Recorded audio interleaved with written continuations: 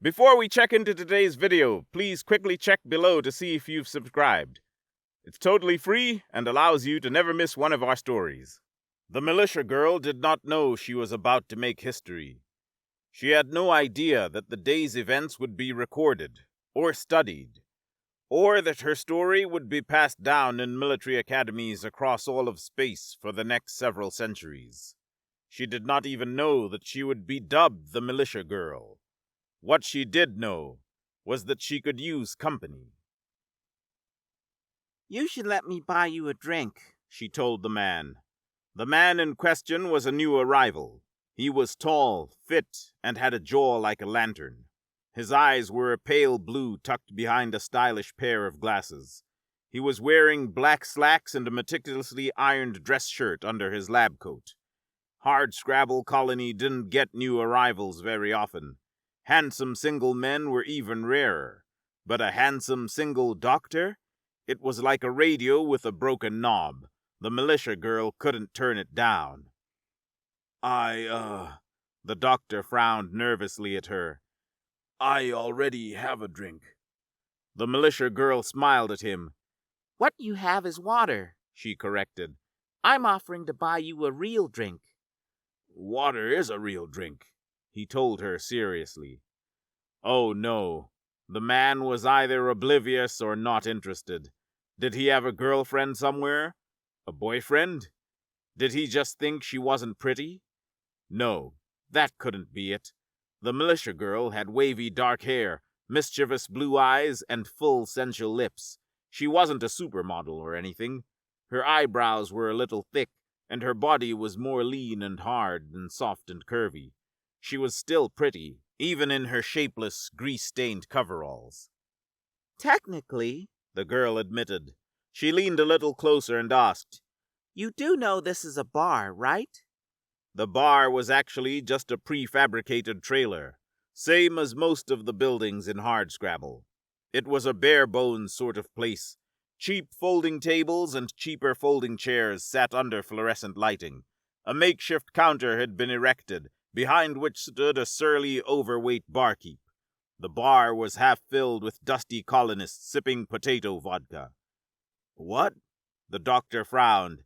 His eyes drifted to the cup in the militia girl's hands. "No, I knew. I was just trying to make a joke." His frown deepened. "Are you old enough to drink that?" "Old enough?" The woman scowled. "I'm 28. "Oh," the man scratched his head. "Sorry, you don't look older than me." The militia girl scowled harder. Then she gave the man a considering look. "You haven't talked to a lot of girls, have you?" "No, I have," the jerk assured her. "I'm just really bad at it." This was not going well. "Let's start over," the girl decided. She held out a hand. "I'm Amy." "Amy?" The man shook her hand firmly. "I'm Ethan. It's nice to meet you." He tilted his head. "You're the pilot, right? The one they warned me about?" "That's me." Now it was Amy's turn to frown. "What did they say?" "They said you like to break noses." Ethan sipped his water. "Only if you get handsy without permission," Amy said primly.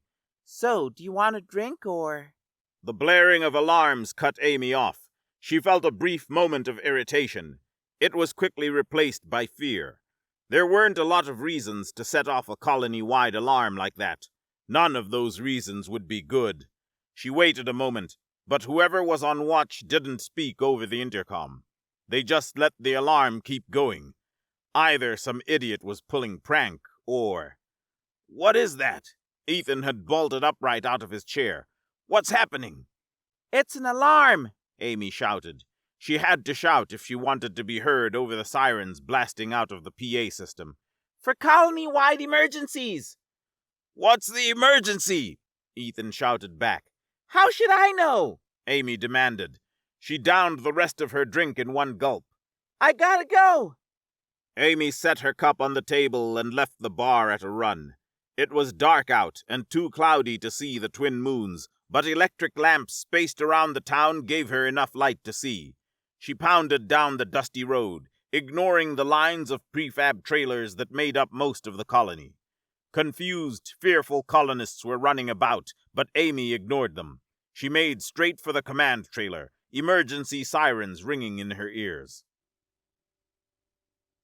The command trailer was the same type of cheap prefabricated building as everything else, but it was stuffed full of communication and sensor equipment. A small gathering of colonists had already arrived. All of them were shouting at each other, and the poor bastard on watch. Was that Henley? Yes, John Henley. Henley was an older, heavy-set man in orange coveralls. He had a bald head and an impressively well-braided gray beard. He was a gruff, grizzled, no-nonsense sort of guy. Amy liked him. Henley noticed Amy's arrival. He stood up, took a deep breath, and hollered, "Everybody shut up!" All but two of the other colonists quieted down. Henley grabbed those two with his big, meaty hands. "I said shut up! Amy's here!" The colonists all turned to look at Amy. She didn't like the look in their eyes, a mix of fear, anger, and hope, mostly the first two. Amy bulled her way through the crowd to get to Henley.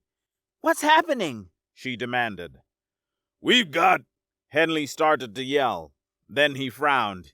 He reached back and flipped a switch. The alarms stopped screaming. One of the colonists objected, and Henley yelled at him. "Shut up! I'll turn them back on in a minute." He turned back to Amy.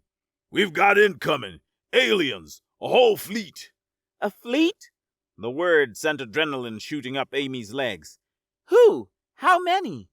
"Glovax," Henley said gravely. His eyes tightened. 40 fighters and a dreadnought." Amy swore. She didn't know much about Glovax. She did know they didn't leave survivors. 3 colonies had been erased in the last couple years.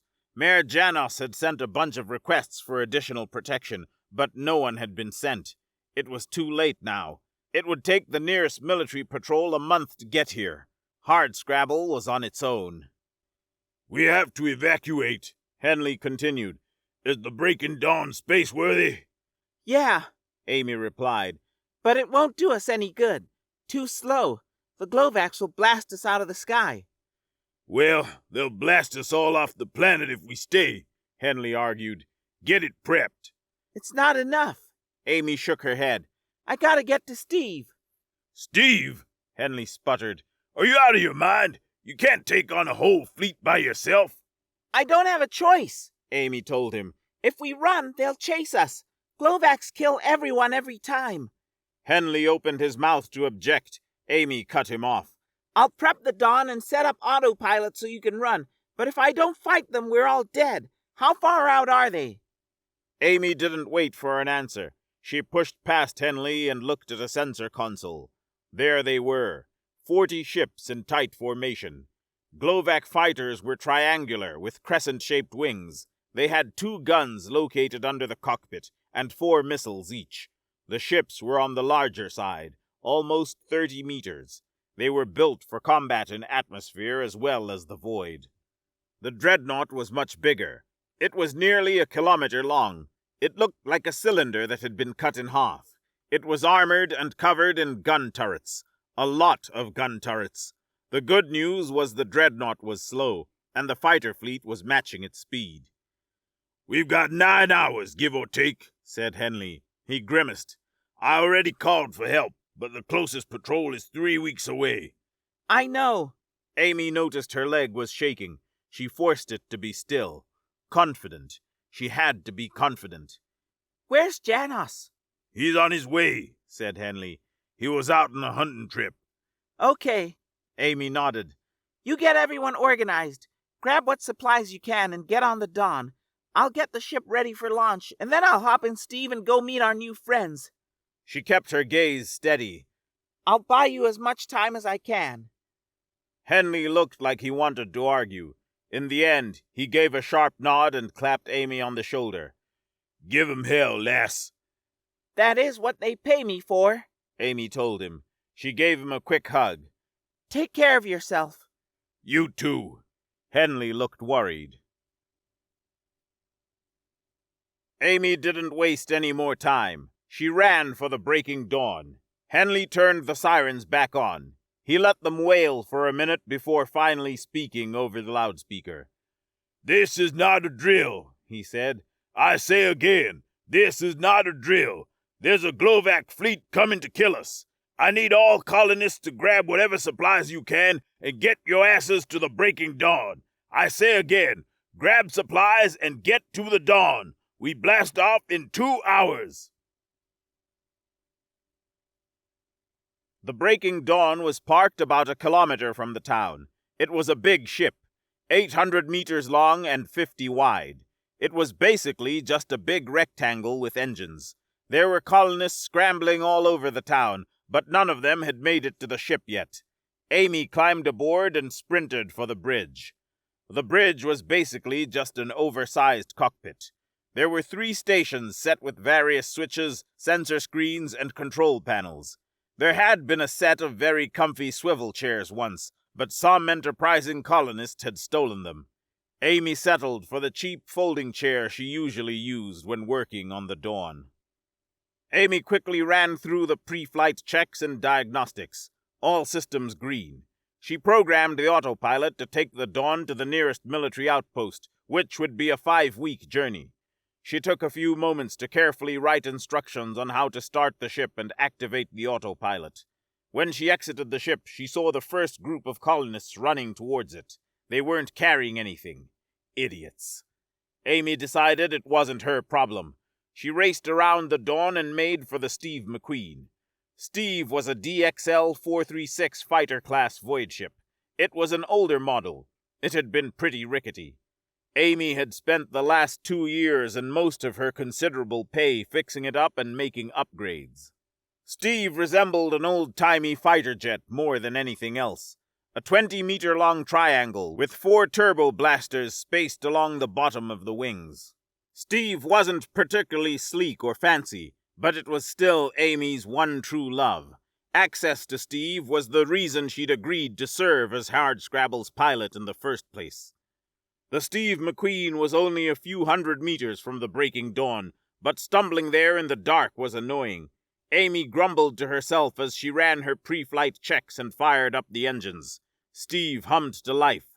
Amy double-checked that there weren't any colonists close to the ship, then blasted off. Steve roared into the sky. She kept the acceleration at 9.8 meters per second squared. When she cleared the atmosphere, she tripled the speed.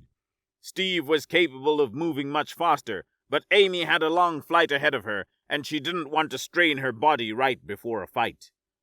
The flight was long and nervous. Amy watched the enemy fleet approaching on LiDAR. 40 ships and a dreadnought. Stars! Amy was a good pilot, but nobody was going to beat 40 ships in a dogfight. It wasn't possible. On the other hand, this was the best and last opportunity she'd ever have to prove what she'd been saying all these years. Fighter-class ships all had rear-mounted engines. There were little maneuvering thrusters to turn the ships in whatever direction you wanted, but the main thrust always came from the back. It was wrong. Sure, it was good for flying in atmosphere, but there was no air in space, no friction, no reason to take such a limited approach. The Academy had ignored Amy's reasoning. So had the military. Amy had resorted to colony life specifically so she could modify Steve and prove everyone wrong. Now was her chance. Steve wasn't quite omnidirectional. Amy had outfitted the ship with 3 sets of additional engines. It would let her accelerate left, right, or backwards with the same level of thrust the forward engines could produce. She'd wanted to include up and down, but she'd have to redesign the entire back half of the ship to make that work. That level of project needed a whole team of certified engineers, not a lone pilot with a knack for tinkering. Still, she'd given Steve enough surprises she might be able to stick it to the Glovacs. If she was lucky and careful, she might even win. Probably not, though. Amy was pretty sure she was going to die. The Glovacs were coming in fast, but they'd been decelerating. Amy was interested to note they did so the same way human ships did. The fighters turned around, noses pointed away as they fired their rear engines at maximum thrust. Amy had assumed the aliens were more advanced than humans. Even the dreadnought had its back turned. Did no one think to make spaceships omnidirectional? Was it a bad idea? Was Amy crazy? Amy started decelerating after 2 hours. She didn't have to turn her ship around. She just fired the reverse engine, keeping her guns pointed at the aliens. She was still too far away to shoot. Her cannon fire could travel almost 20,000 kilometers before dissipating, but the enemy fleet was further than that. At 3 hours, Amy noticed the breaking dawn was still sitting at Hardscrabble Colony. Not good. She reached for the Ansible. Then she remembered that Steve's Ansible had been cannibalized for the command trailer a few months ago. She grimaced and reached for the radio. "Breaking dawn, this is Amy," she transmitted. "What the hell's going on down there? You should be in the sky already." It took a few seconds for the transmission to reach the planet. It took another few for the reply to reach Amy. "Amy, this is Ethan. We're not going." "What?" Amy scowled. "Why the hell not? Where's Henley?" "Henley's getting everyone organized," Ethan replied. "We figured out that we don't have enough food and water to last 600 people for the 5 weeks it would take to reach Starbase 47. Rather than split the group, Mayor Janus decided we'd better hide in the hills." Amy swore. She knew food was getting tight. A freak cold snap had killed off a bunch of the last harvest. She hadn't known it was that bad. "Hiding in the hills isn't going to work," she pointed out. "It's the best we've got," said Ethan. "It's not like the Glovax would have let the Dawn escape anyway." He sighed. "Most of the colonists are already fleeing. I'll stay long enough to see what happens, in case you need anything." A pause. "I don't want you to have to die alone." Amy's breath caught. If this had been one of the trashy romance novels the colonists loved, her heart might have skipped a beat. Then she scowled. Pretty boy doctor thought she was going to die? Where was the faith? "I'm not going to die, dumbass," she growled into the radio. "Of course not," the doctor gently agreed. "You keep telling yourself that." "No, seriously." Amy knew it was silly. Just a few minutes ago, she was just as certain she'd die as he was. Getting offended now didn't make any sense. Amy got offended anyway. She was like that sometimes. "Just watch. I'm gonna kill them all." "I hope so," said Ethan. "Either way, I'm here, if you want to talk." "Just shut up and watch, pretty boy," Amy said with a smirk. "I've got work to do." Amy did not, in fact, have work to do. Not for another hour, at least. She ran system checks. She twiddled her thumbs. Mostly, she tried not to think about the upcoming fight. 40 ships, plus a dreadnought. Upgraded ship or not, she couldn't shake the dread creeping up her spine. When she was almost close enough to fight, she hailed the enemy on the radio. "Attention, Glovac ships. This is the Hardscrabble militia. You are trespassing in our space. Turn around or you will be fired upon." A transmission came back. "What's this?" The voice was guttural. "A weaky Humie in a weaky ship. Trying to act tough? You should be running, militia girl.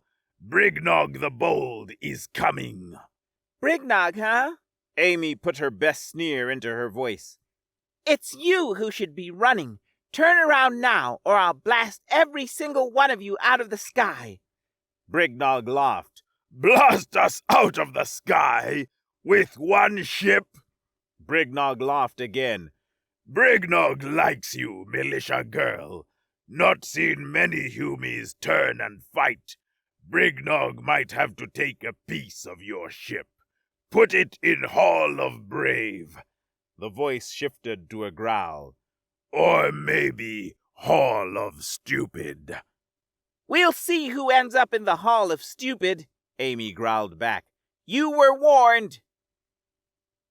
Amy checked the range. It was close enough. She targeted the nearest fighter and activated auto-aim. Manual targeting was useless at long range. No human could accurately hit a target 20,000 kilometers away. She'd have to trust Steve's targeting program and hope for the best.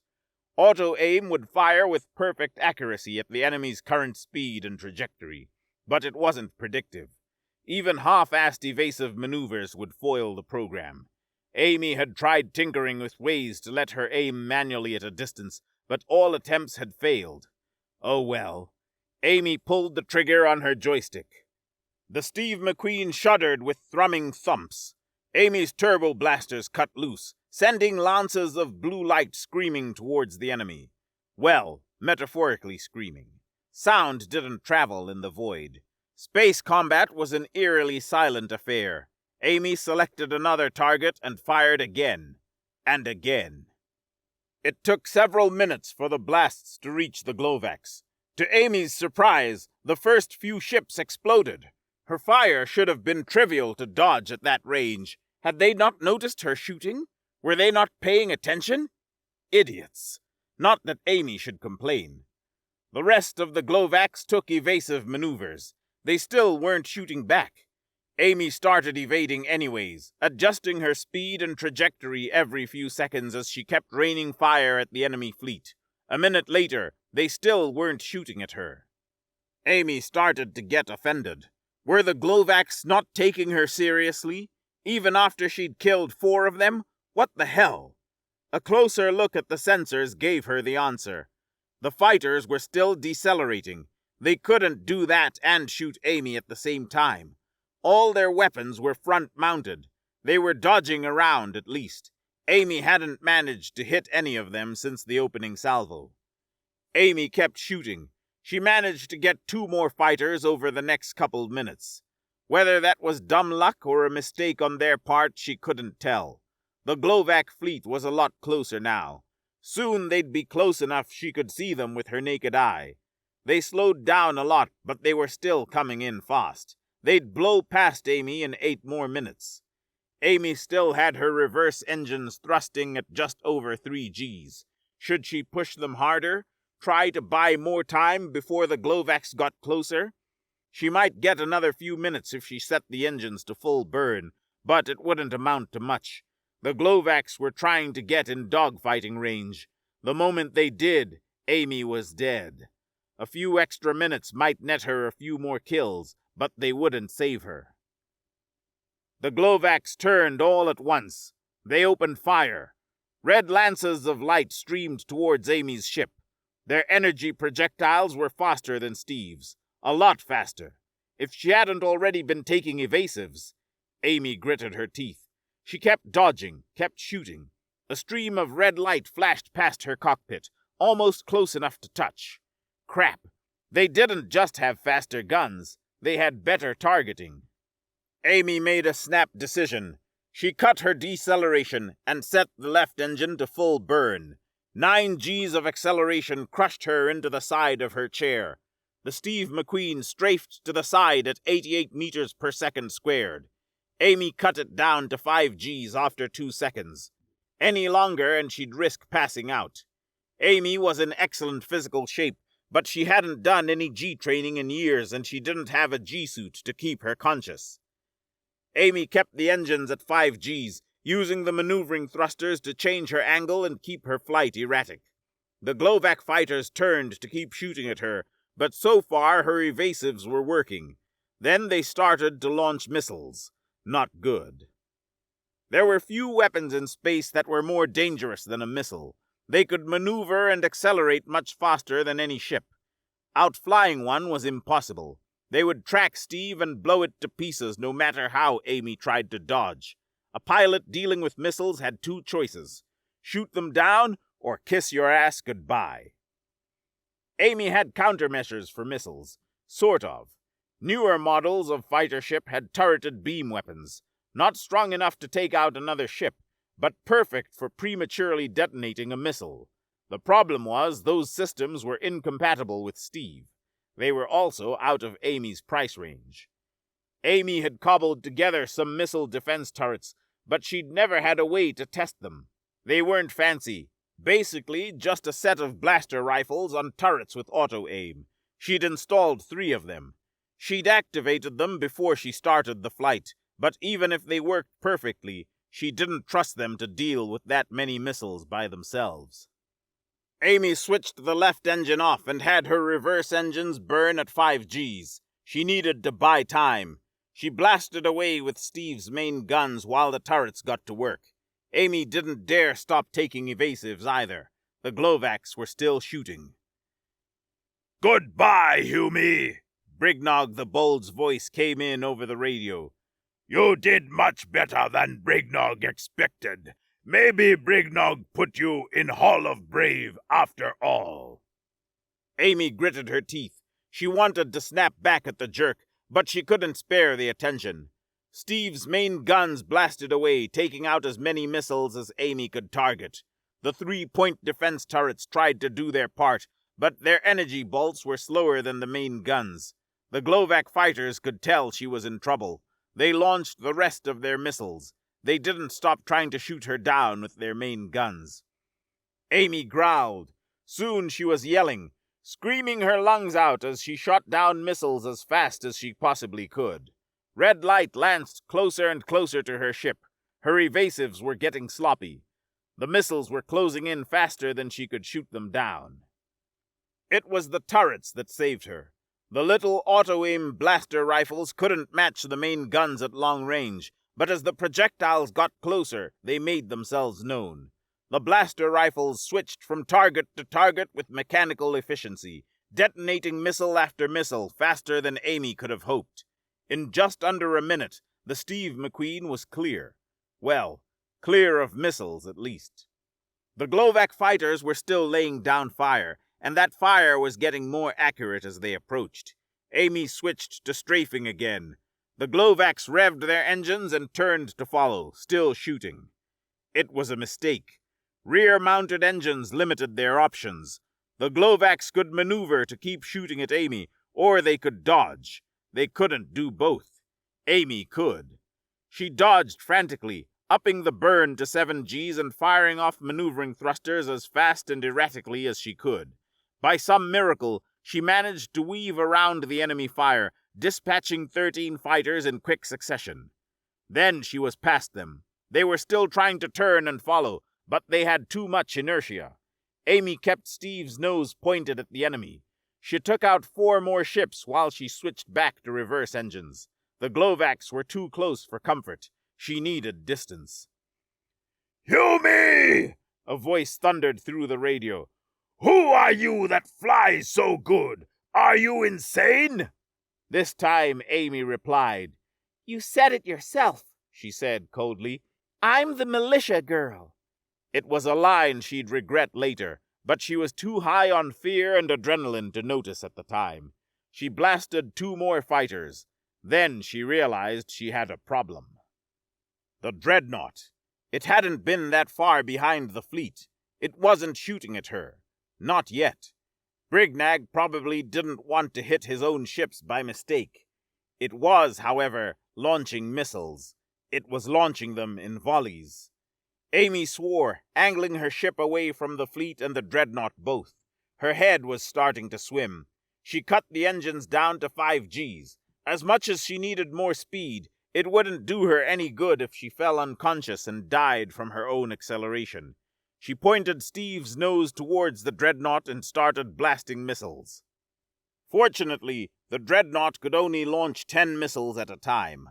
With a 2-second delay, it was actually slower than the fighter fleet had been flinging them at her. On the other hand, Brignog wasn't going to run out of missiles any time soon, and Amy couldn't engage the fighters while she was focused on missile defense. The Glovac fleet was still fighting their own inertia, but they'd be back on her in a few minutes. The solution was simple, if a bit risky.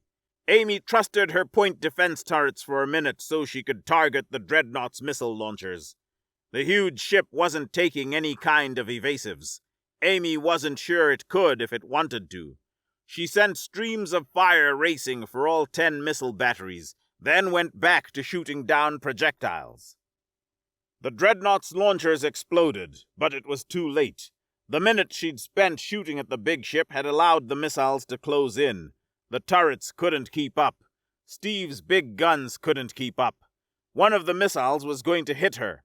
Amy screamed in frustration, swerving the ship, desperate to buy just a few more seconds. It didn't work. The explosion sent Steve into a spin. Amy found herself crushed into her chair again. She smelled smoke. Something was on fire. That was bad. Steve recycled air and scrubbed the carbon dioxide, but life support wouldn't keep up with an open flame. She needed that fire out in the next minute if she didn't want to asphyxiate.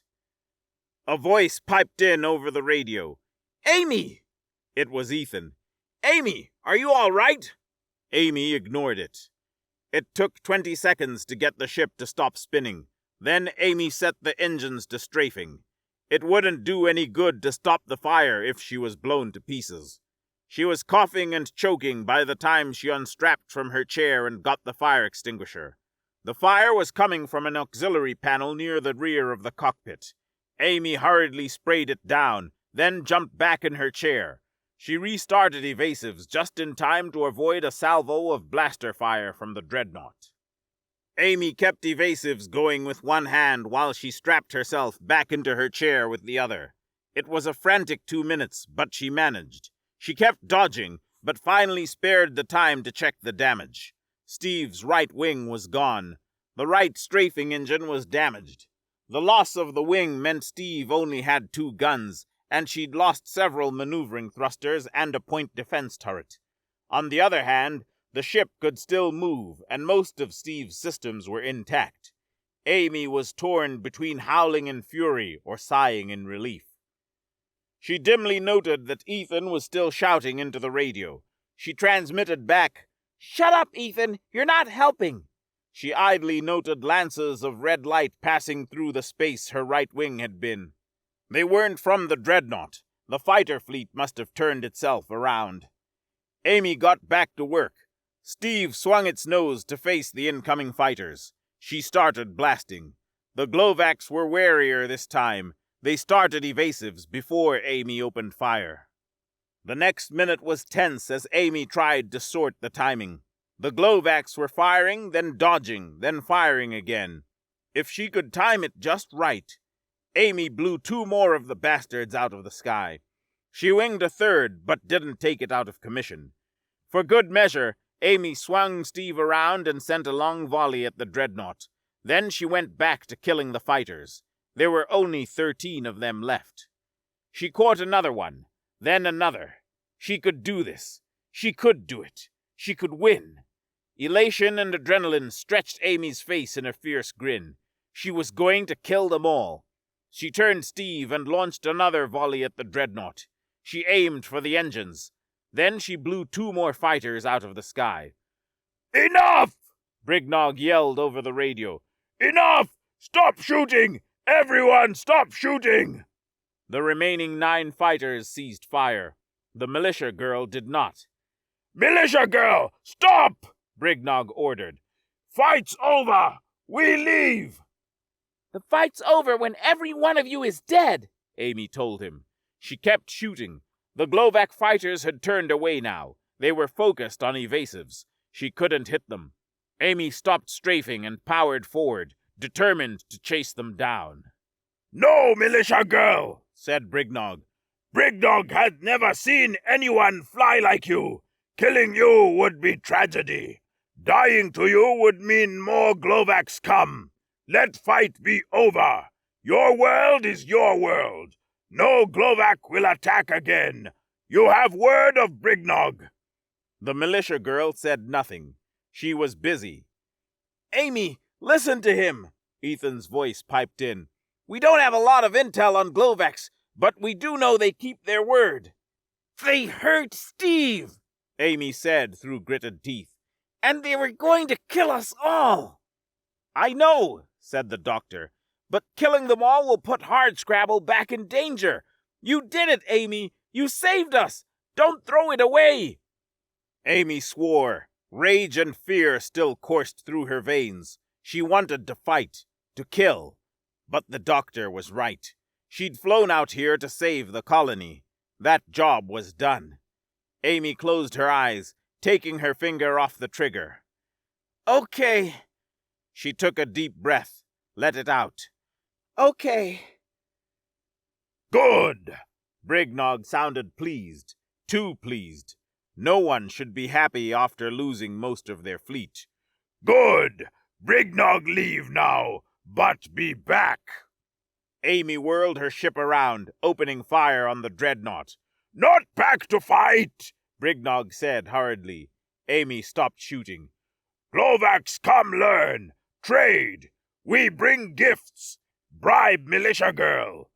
Militia girl, teach Brignog how she fly so good. A pause. Maybe improve translator while we're at it.